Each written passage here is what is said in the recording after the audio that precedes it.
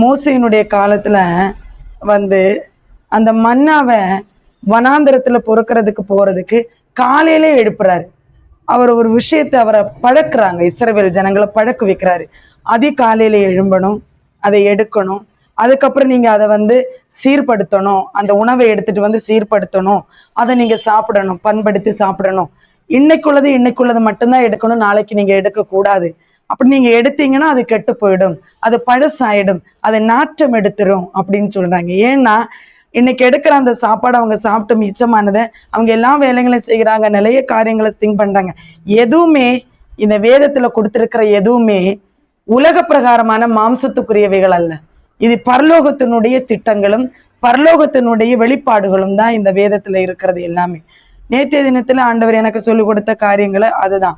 எப்படின்னா கொலோசியர் எழுதின கொலோசியருக்கு பவுல் எழுதின அந்த நிருபத்தை படிக்கும் பொழுது 3வது அதிகாரத்தினுடைய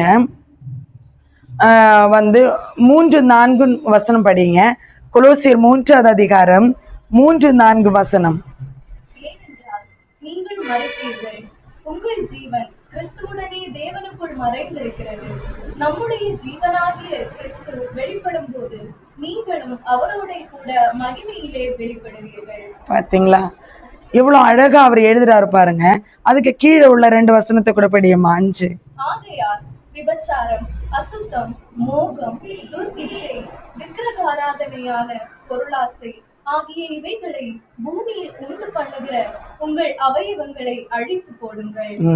இவைகளின் பொருட்டே கீழ்ப்படியாமையின் பிள்ளைகள் மேல் தேவ கோபாக்கினை வரும். ஓகே, தேவ கோபாக்கினை வரும். மோசே மன்னாவை குறித்து பண்ண தேவனுடைய பரலோக மன்னாவை குறித்து ஒரு ரகசியம் உங்களுக்கு தெரியணும்னா, அது ஒரு ரெடிமேடா கிடைச்சது அப்படின்னு நீங்க நினைக்கிறீங்க. மன்னாவை எடுத்து பாத்திரத்துல வச்சு வீட்டுக்கு சாப்பிட்டா போதும். காலையில கொஞ்சம் எடுத்து சாப்பிட்டு, மத்தியானம் கொஞ்சம் சாப்பிட்டு, நைட்டு கொஞ்சம், அப்படி இல்லை. அந்த மன்னாவை எடுத்துட்டு ரெடி பண்ணணும் அவங்க வீட்டுல. அதுதான் அவர் சொன்ன யாத்திரையாகமத்துல, எண்ணாகமத்துல ஒரு நல்ல ஆண்டவர் கொடுத்திருக்கிறார் அந்த வசனத்துல. எண்ணாகமும் சரி, யாத்திரையாகமத்திலே, யாத்திரையாகமம் 16வது அதிகாரத்துல 20, 21, 22 வசனங்களை நீங்க படிச்சீங்கன்னா நல்லா தெரியும். மோசேயே சொல் கேளாமல் சிலர் அதில் விடியற்காலம் மட்டும் கொஞ்சம் மீதியாய் வைத்தார்கள். அது பூச்சி பிடித்து நாற்றம் எடுத்து அவர்கள் மேல் மோசே கோபம் கொண்டார். அதை விடியற் காலந்தோறும் அவரவர் புசிக்கும் அளவுக்கு தக்கதாய் சேர்த்தார்கள். வெயில் ஏற ஏற அது உருகி போயிட்டுது. பாருங்களேன், இந்த அவங்களுக்கு மட்டுமே இதை அவங்க சேர்த்தாங்க. பாருங்க, தேவைக்குள்ளதை மட்டும்தான் சேர்த்தாங்க. ஆண்டவர் சொல்ற புதிய ஏற்பாடுல வருவோம். நம்ம இப்ப எதையுமே பழைய ஏற்பாடு படிக்கிறது இல்லை, பழைய ஏற்பாடு நமக்கு புரியறதும் இல்லை. புதிய ஏற்பாடுல வந்தீங்கன்னா காலை தோறும் அவருடைய கிருபை புதிதா இருக்கிறதுன்னு கற்றுக் கொடுக்குறாங்க. அதிகாலையிலே என்னை தேடுகிறவர்கள் என்னை கண்டடைவார்கள். யாராக அதிகாலையில தேடுறீங்களா? தேடலைன்னா என்ன வரும்னு நீதான் படிச்ச வசனத்துல என்ன வருமா, என்ன பண்ணுமா, ஆகிய இவைகளை பூமியில் உண்டு பண்ணுகிற உங்கள் அவயவங்களை அழித்து போடுங்கள், இவைகளின் பொருட்டு கீழ்ப்படியாமன் பிள்ளைகள் மேல் தேவ கோபாக்கினை வரும். தேவ கோபாக்கினை வந்ததா இல்லையா? அழிச்சாரா இல்லையா? பேழைக்குள்ள ஏறாதவங்களை அவர் அழிச்சாரா இல்லையா? இப்ப எதுல அழிப்பேன்னு சொன்னாரு? அக்கினினால் அழிப்பேன்னு. இப்ப இவர் என்ன சொன்னாரு? உபவாசம் என்பது தேவனோடு கூட சஞ்சரிச்சா மட்டும்தான் இதை நீங்க பெற்றுக்கொள்ள முடியும். கனியை கொடுக்கணும். கனி இருக்குதா நம்ம கிட்ட? கனி இல்லை. எது ஒழிந்து போனாலும் அன்பு ஒழியாததுன்னு அவர் சொல்றாரு பாருங்க. 1 கொரிந்தியர்ல அவர் அன்பு ஒழியாததுன்னு சொல்றாரு. 1 கொரிந்தியர் நீங்க எடுத்து படிச்சு பார்த்தீங்கன்னா அதை படியம்மா. அன்பினுடைய குணாதிசயங்கள் 1 கொரிந்தியர் 13 இருக்குன்னு நினைக்கிறேன். அன்பு நீடிய சாந்தமும் தயவும் உள்ளது. பாருங்க, பூமியிலிருந்து தயவும் நீடிய சாந்தமும் ஒளிஞ்சு போகாது. நம்ம அன்புங்கிறது சிரிக்கிறது, கட்டுப்பிடிக்கிறதுன்னு நினைச்சுக்கிறோம், கிடையாது. நீடிய சாந்தமும் தயவும் இந்த பூமியில இருந்து அது ஒழிந்து, பூமியில அது ஒழிஞ்சு போகாததுன்னு அவர் சொல்றாரு.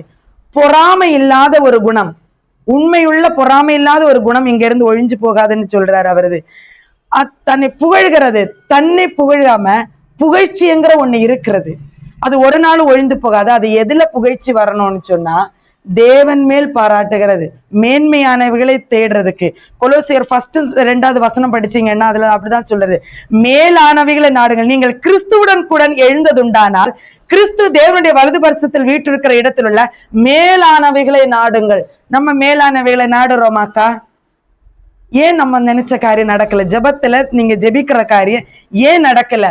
உபவாசம் கரெக்டா இல்ல, உபவாசம் கரெக்டா இல்ல, ஆவியின் கனிகள் நம்ம கிட்ட இல்ல, கனி நம்ம கிட்ட இல்ல, துதித்தல் நம்ம கிட்ட இல்ல.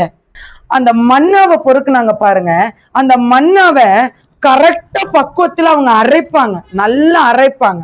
இப்ப மிக்ஸி 2 நிமிஷத்துல பொடிச்சு கிடைச்சிருது. அரைக்கிறது எவ்வளவு நேரம் அரைக்கணுங்க ஆண்டி? எப்படி 3/4 மணி நேரம் 1 மணி நேரம் ஆகும் அரைச்சு எடுத்து அம்மியில இருந்து. நானும் அரைச்சிருக்கிறேன். உரல்ல நீங்க அரைச்சிருக்கீங்களா? ஆட்டுக்கல் என்னன்னு தெரியுமா? தெரியாது. அதை அரைச்சு அதை பக்குவப்படுத்தி அப்பமாக்கி சாப்பிடணும் இஸ்ரவேல் ஜனங்கள். ஒரு அடுக்கும் சிட்டையும் அவங்களுக்கு கற்றுக் கொடுத்தாரு. கற்றுக் கொடுத்து 6 நாள் வரைக்கும் நீங்க இதை செய்யணும். மன்னாவை எடுத்துட்டு வந்து இடிச்சு அதை பொடிச்சு அதை நீங்க அந்த அப்பத்தை சுட்டு அதை பண்படுத்தி நீ அதை சாப்பிடணும்னு சொல்லி, காலைத்தோடு அவருடைய கிருபை புதிதா இருக்கிறது.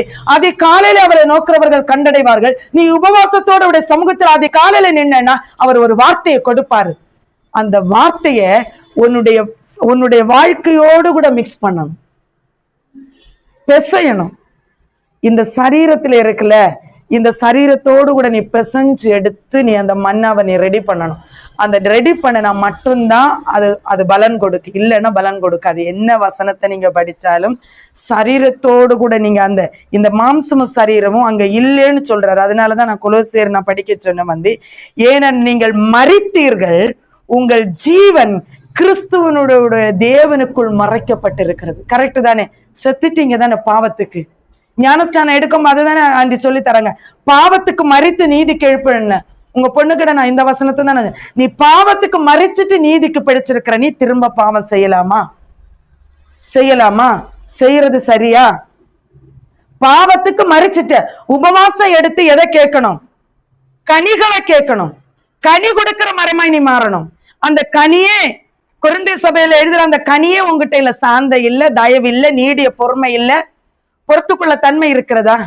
இந்த குரூப்ல 40 நாள் உபவாசம் நடக்கிற குரூப்ல அந்த பிள்ளை அழுதா, என்னால வாழவே பிடிக்கல. ஏன்னா நாங்க கொடுக்கிற உபதேசத்தின் பிரகாரம் அவளுடைய வாழ்க்கையை மாற்றிக்கொண்டபடினால, அவளுடைய ஒரு பாஸ்டர், ஒரு மேய்ப்பன் ஒரு ஆடை எப்படி பராமரிக்கணும், அவனை பழுது பார்த்து அதுக்கு ஏதாவது குறை இருக்கிறதா, அதுக்கு தேவைகள் இருக்கிறதா, அது எப்படி இருக்கிறது, அந்த ஆடை நல்லா கவனிக்கணும். பாருங்க, நான் ஒண்ணு நீங்க தெரிஞ்சுக்கிடலைன்னா உங்களால பெற்றுக்கொள்ள முடியாது.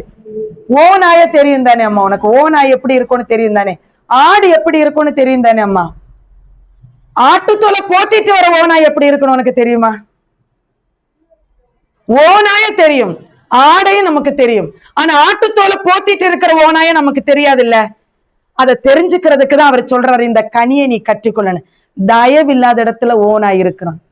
நல்லா புரிஞ்சுக்கோ. நீ ஒரு மேய்ப்பர்கிட்ட போற, ஒரு சபைக்கு போற, ஆலயத்துக்கு போற, அங்க இருக்கிற சபை போதகர் இடத்துல அந்த தயவு இருக்கா?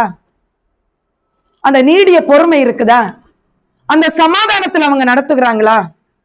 அது இருக்கான்னு நீங்க பரிசோதிச்சு பாருங்க, செக் பண்ணி பாருங்க.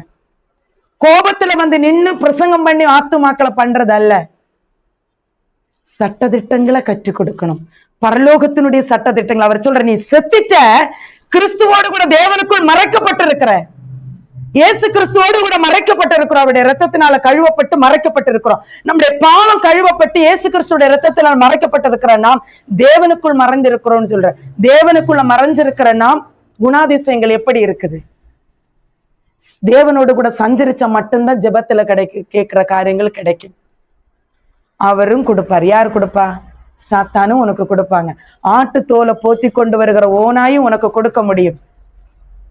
உப்பரிகைக்கு தேவாலயத்தின் உப்பரிகை மேல கொண்டு போய் சொன்னாரு, நீ பாரு இந்த பூமியை, பூமியினுடைய நிறைவை சொல்லி, இது எல்லாம் எனக்கு ஒப்பு கொடுக்கப்பட்டிருக்கிறது, இதெல்லாம் உனக்கு கொடுக்கிறேன்னு. கடை மாறுதா? ஜெபிக்கிற சில காரியங்கள் கிடைக்குதா? வீடு கிடைக்குது, வேலை கிடைக்குதுன்னு சொல்றீங்க, நிரந்தரமா இருக்கிற அதுல ஆசீர்வாதம் இருக்கிறதா? வேதனை இல்லாம அதை நீங்க சாப்பிடுறீங்களா? வேதனை வருதுன்னா உலகத்தின் அதிபதி உனக்கு அதை கொடுத்திருக்கிறான். தேவன் கொடுத்தாருன்னு அவர் சொல்றாரு, என் ஆசீர்வாதத்திலே நான் வேதனையை கூட்டார் என்று வேதம் சொல்றது. அவருடைய ஆசீர்வாதம் வேதனையை கூட்டாது. உபவாசம் எடுத்து நீ கேட்டுனா, அவரை துதிச்சேன்னா, அவரு கனிகளை கொடுத்துட்டேன்னா கரெக்டா நீ பெற்றுக்கொள்ள முடியும். கரெக்டா தான் ரிசீவ் பண்ண முடியும். நீ ரிசீவ் பண்ணலைன்னா ரெடிமேடா கொடுத்தத ரெடிமேடா தாங்க இருக்கும். காலையில நீ பொறுக்கி அதை அரைச்சு அதை நீ சாப்பிட்டேன்னு வச்சுக்கோ, அது உன்னுடைய உழைப்பு இருக்கிறது. உன் கையின் பிரயாசத்தை நீ சாப்பிடுவேன்னு அவர் சொல்றாரு. அந்த பிரயாசம் நம்ம சாப்பிடுறது இல்லை. நம்ம பிள்ளைகளுக்கு கரெக்டா பிறக்கும் பொழுதே தேவனுடைய காரியத்தை சொல்லி கொடுத்திருந்தேன்னா இப்படி இடமா இப்படி தவறுதல் இருக்குமா போட்டேன்னு சொல்லிருந்தேன். என்கிட்ட நான் என் பையனுக்காக நான் நேத்திய தினத்துல ஆண்டோட சமூகத்துல நான் சொன்னேன், பிறக்கும் போதே அவனை கடிஞ்சு கொண்டு நீ அதை செஞ்சிருந்தேன்னா நீ எங்க போன? வேலைக்கு போன, சம்பாதிக்க நீ போன. உன் பிள்ளைங்க தெருவுல எல்லாம் நடந்தாங்க, சம்பாதிக்க போன நீ இப்ப உன் பிள்ளைய நீ பிடிக்கணும்னு நினைச்சா பிடிக்க முடியுமா? இப்ப அழுன்னு சொல்றாரு, என் சமூகத்துல வந்து கண்ணீர் விடு, நீ செஞ்ச தப்பெல்லாம் ஒண்ணுன்னா நீ சொல்லு, நானு நீ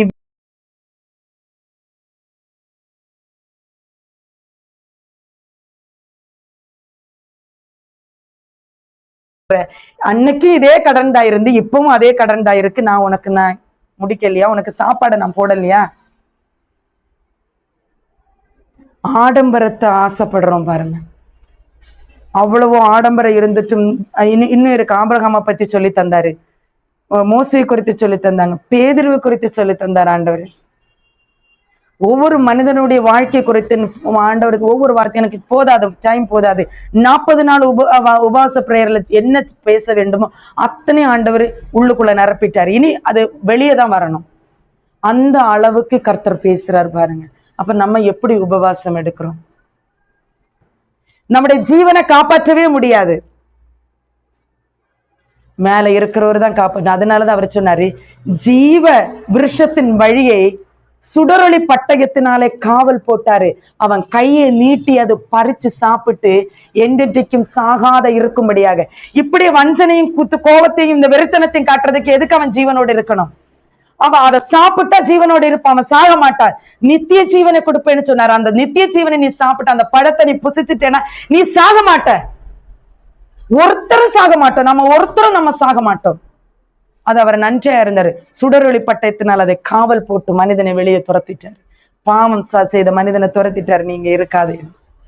அப்ப இப்ப தயவு கூர்ந்து அவருடைய ரத்தத்துல கழுவப்பட்டிருக்கிறோம் பாருங்க. அப்ப எப்படி உபவாசம் நம்ம எடுக்கணும்? நம்முடைய சிந்தனைகள் எவ்வளவு பரிசுத்தமா இருக்கணும். மாம்சத்தோடு ரத்தத்தோடு அல்ல, வானமண்டலத்தின் பொல்லாத ஆவிகள் நம்ம பிள்ளைகளை வானமண்டலத்தின் பொல்லாத ஆவி பிடிச்சு வச்சிருக்குது. ஒரு கண்களின் இச்சை ஈர்த்து வச்சிருக்கிற கொலோசரை நீ படிக்கும் போது அவர் சொல்றாரு பாருங்க, நீங்கள் முற்கால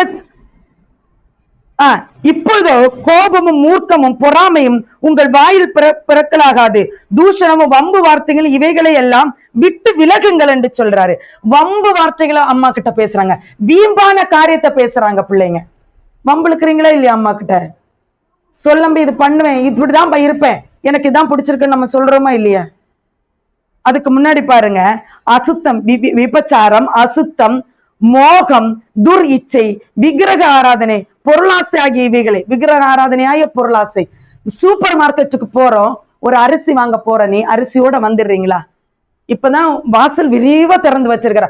முன்னாடி உள்ள இடத்துல கடையில போனா உப்பு வாங்குறது, அண்ணா உப்பு தாங்க அண்ணா. அம்மா சொன்னாங்க 1 கிலோ அரிசி தர்றதுக்கு. அம்மா சொன்னாங்க உளுந்து தர்றதுக்கு சொன்னாங்க. உடைச்ச உளுந்து அம்மா தர சொன்னாங்க 1 கிலோ. அதோட வாங்கிட்டு திரும்பி வந்துருவோம். அப்படித்தானே அக்கா நம்ம செய்வோம். இன்னைக்கு சூப்பர் வழி விசாலமா இருக்கு. ஒரு கூடைய பொறுக்கிட்டு போனா உன்கிட்ட 4000 தான் இருக்கு.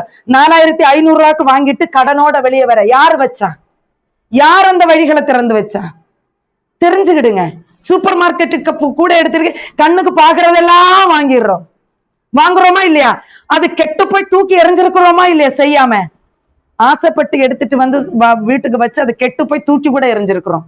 கவலைப்படுறதே இல்லை நம்ம அதை பத்தி. கவலை ஏன்? கடன் வருது. 100 பவுன் 50 பவுனுக்கெல்லாம் நம்ம போட்டு கல்யாணம் பண்ணி கொடுக்கணும்னு எங்கேயாவது வேதத்துல சொல்லி இருக்கா? எங்கேயாவது சொல்லி இருக்கிறதா? ஏன் கடன் வருது? படுக்கிறதுக்கு வீடு போதும் இல்லையா? இப்படியெல்லாம் கட்டன்னு சொன்னாரா?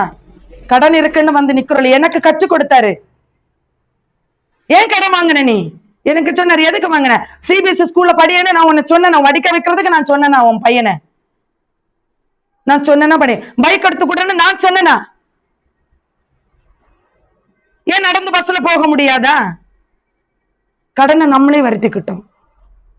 படிக்கிற நேரத்தை வீண்பழி செலவு பண்ணி நம்ம உணராது இருக்கிறனால நம்முடைய பிள்ளைகளை தவறான பிள்ளைங்க கேட்கறதெல்லாம் வாங்கி கொடுக்குற. ஒரு ட்ரெஸ் பத்தாதா? ஏன் கடன்? ஏழைங்களுக்கு நம்ம உதவுறதுக்கு அவ்வளவு கஷ்டப்படுறோம். நம்ம ஆண்டவர் சொல்றாரு பாருங்க, நேத்திக்கு சொன்னாங்க துர் இச்சை அப்படின்னு என்ன, துர் இச்சைன்னா என்ன அப்படின்னு என்ன, விக்கிரக ஆராதனை, பொருளாசை, என்ன மோகம் அப்படின்னா என்னது? மோகம், மோகம்னு சொல்றது என்னது? ஆசைகள், நம்ம கிட்ட இருக்கிற மோகம், ஆசை. இது பத்தாது, இப்படியான இன்னைக்கு இப்படி ஒரு ட்ரெஸ் வருதுன்னா, நாங்க இன்க்ளூடிங் மீ, எனக்கு கற்றுக் கொடுத்ததான் உங்களுக்கு சொல்றேன். அததான் எனக்கு சொன்னார், 40 நாள் உனக்கு நான் என்ன கற்றுக் கொடுத்தனோ அதான் உங்களுக்கு சொல்லன்னு சொன்னாரு என்கிட்ட. எந்த மேக்கப் வந்தாலும் எந்த ட்ரெஸ் வந்தாலும் பண்ணணும்னு நீங்க நினைக்கிறீங்களே, எதுக்கு? 40 வயசு வரைக்கும் உள்ள இந்த இந்த மகிமைதான். அதுதான் அவரு சொன்னாரு, ஆபிரகாம மனைவி அழகா இருக்கிறான், போய் சொன்னான், பயம். அப்ப நம்ம இதெல்லாம் விட்டு விலகண்ட இருக்குல்ல.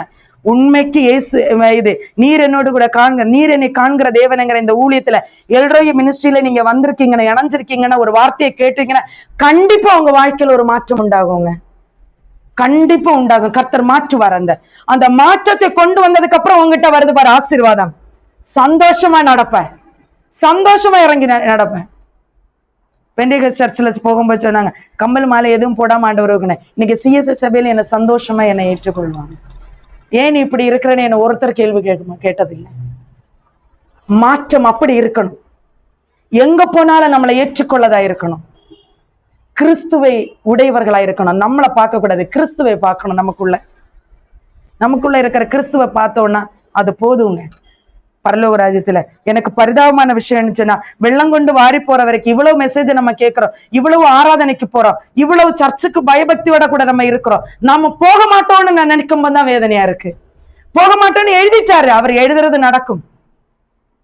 மனுஷகுமாரன் திரும்ப வரும் பொழுது இதே போலதான் இருப்பார்கள் அப்படின்னு அவர் சொன்னார்.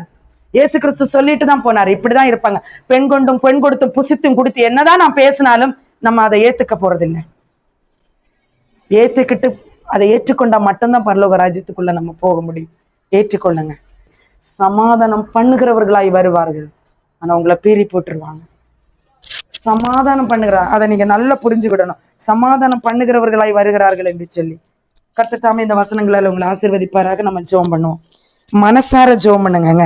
ஆண்டவரே, நான் தப்பு பண்ணேன், அவங்க சொன்ன மாதிரி நான் தப்பு பண்ணேன், யாரை குத்தி காட்டுகிறதுக்கு நான் சொல்லல. உண்மைதானே, நம்ம ஆசைக்கு தானே நம்ம கடன் வாங்கியிருக்கிறோம், நம்ம ஆசைக்கு தானே நம்ம பிள்ளைகளை நம்ம வற்புறுத்துறோம். நம்ம பிள்ளைகளை கரெக்டா நம்ம வளர்த்தி இருக்கிறோமா? நம்ம கிறிஸ்துவுக்குள்ள நம்ம வளர்த்தி இருக்கிறோமா? இன்னைக்கு நீங்க அதை கேட்டீங்கன்னா, ஆண்டவரே நான் தப்பு பண்ணிட்டேன், இப்ப இந்த வயசுலதான், இந்த 30வது வயசுலதான் நான் கேட்டேன், இந்த 40வது வயசுல நான் உணர்ந்துகிட்டேன், இந்த 45வது வயசுல நான் உணர்ந்துகிட்டேன், 50வது வயசுலதான் நான் கேட்கிறேன், ஆண்டவரே இதெல்லாம் தப்பு என்னங்கிறது, இந்த தவறு எனக்கு யாரும் சொல்லிக் கொடுக்கலப்பா அப்படின்னு சொல்றதுக்கு வழி இல்லை. கிறிஸ்தவர்களாகி உங்களுக்கு வழி இல்லை. ஏன்னா மத்தேயிலிருந்து வெளிப்படுத்தின விசேஷம் வரை அவரோட மலப்பிரசங்கத்தில் அவர் இதைதான் சொல்றாரு. பவுல் இதைதான் எழுதி இருக்கிறாரு. இந்த வேதத்தை படிச்சவங்களுக்கு வேதத்தின்படி நடக்க தெரிஞ்சிருக்கணும். அது தெரியாதனாலதான் இத்தனை பேரை எழுப்பிட்டே இருக்கிறாரு, இத்தனை சுவிசேஷங்களை எழுப்பி உங்கள்கிட்ட பேசி கொண்டிருக்கிறாரு. நீ செய்யாதே செய்யாதே என்று சொல்லி, நீ திரும்பி வா என்று சொல்லி வார்த்தைகளினால. பாருங்களேன், 6 நாள் மன்னாக்களை பொறுக்கினவங்க 7வது நாள் மன்னா பொறுக்க வேண்டாம், கர்த்தரோடு கூட இசைந்திருங்கள் என்று சொல்லி கற்றுக் கொடுத்தாரு. அவருடைய வார்த்தை மனுஷன் அப்பத்தினால மட்டுமல்ல, தேவனுடைய வார்த்தைகளினால் அவன் பிழைத்திருப்பான் என்று அங்க இஸ்ரவேல் ஜனங்களுக்கு கற்றுக் கொடுத்தாருங்க. அவருடைய வார்த்தையை நம்பி அவரை ஆராதனை பண்ணி அவரை தொழுது கொள்ளுங்கள் என்று 7வது நாள் உட்கார வச்சாரு. எதையும் நீ எடுக்கண்டா, நீ அரைக்கண்டா, எடுக்கண்டா, பொறுக்கண்டா, ஒண்ணும் செய்யண்டா, ஒரு நாள் முன்னாடியே நீ எடுத்து வை. அந்த 7வது நாள் நீ வச்சிருந்தது பூச்சியும் பொட்டும் அரிக்கல, நாற்றம் கூட வரல. அந்த மன்னா 7வது நாள் 6வது நாள் எடுத்த மன்னாவே 7வது நாள் சாப்பிட்டாங்கங்க, அதுல நாற்றம் வரலைங்க. நீ 6 நாள் எடுத்தவா இதுக்கும் அது அடுத்த நாள் புதிதாங்க. அப்ப நீங்க தெரிஞ்சுக்கிடுங்க, இயேசு கிறிஸ்து வருகிற வரைக்கும் நீ புதிதாய் கொண்டே இருக்கணும். நீ புதிதாய் கொண்டே இருக்கணும், புதிதாய் கொண்டே இருக்கணும். இயேசு கிறிஸ்து வருகிற அன்றைக்கு உன்னுடைய ரட்சிப்பு முழுமையாய் அடையும். பாருங்க, பரிசுத்தப்படுகிறவன் இன்னும் பரிசுத்தப்படுகிற, நீதி உள்ளவன் இன்னும் நீதி செய்யட்டும், துன்மார்க்கம் செய்யறவன் இன்னும் துன்மார்க்கனா இருக்கட்டும் என்று வெளிப்படுத்தின விசேஷத்துல அவன் செய்கிறத அவன் செஞ்சுட்டே இருக்கணும். நீ கவலைப்படாதே என்று சொல்லி, உனக்கு நியமித்த ஓட்டத்துல நீ ஓடிக்கொண்டிரு என்று சொல்லி, ஆண்டவரே இந்த உபவாசம் என்பது நான் கனி கொடுக்கிறவளா இருக்கணும், நான் தேவனை துதிக்கிறவளா இருக்கணும். சுவிசேஷத்தை தைரியமாய் சர்ச்சில் சொல்லுங்க. இயேசு இது விரும்பல, இயேசு இதை சொல்லி தரல, பிதா விரும்புறது இதுதான் என்று தைரியமாய் சொல்லி உன்னை வேறுபடுத்தி காட்டு. மாறுபட்ட சந்ததி, மாறுபட்ட சந்ததியாய் உலகத்தோடு உன்னை ஒற்றுணைக்காத. நான் உலகத்தோடு தான் சேர்ந்துப்பேன், அவன் ஓட்டு போட நானும் பண்றேன், அவனும் இப்படி பேசல நானும் இப்படி பேசுறேன்ல, உன்னை வேறுபடுத்திக் கொள்ள என்று அவர் சொல்றாரு. வேறுபட்ட ஒரு வாழ்க்கை நீ வாழலைன்னா கர்த்தர் உன்னுடைய கோபம், கர்த்தருடைய தேவனுடைய கோபம் உன்னிலே மூலம் என்று அவர் சொல்லுகிறார். இந்த பகற்கால வேளையிலே தேவன் உன்னோடு கூட பேசின காரியத்தை நீ மறந்து போகாது. ஆண்டவரே, நல்ல வார்த்தைகளை நிறைய எங்களோட கூட பேசினீங்க, நல்லதை சொல்லி தந்தங்க, நல்லதை கற்றுக்கொண்டோம். ஆண்டவரே, இவைகளை நாங்கள் செய்ய எங்களுக்கு கிருபை தாரும் தேவனே. எல்லாவற்றும் இடைய கருத்தில் ஒப்பு கொடுக்கிறோம். வந்திருக்கிற பிள்ளைகளை ஆசீர்வதிங்க. துதிக்க நமக்கு மேலும் உமக்கு ஒருவர் கேர் எடுத்துக்கொண்டு இயேசு நாம ஜெபித்துக் கொள்ள நல்ல பிதாவே, ஆமென்.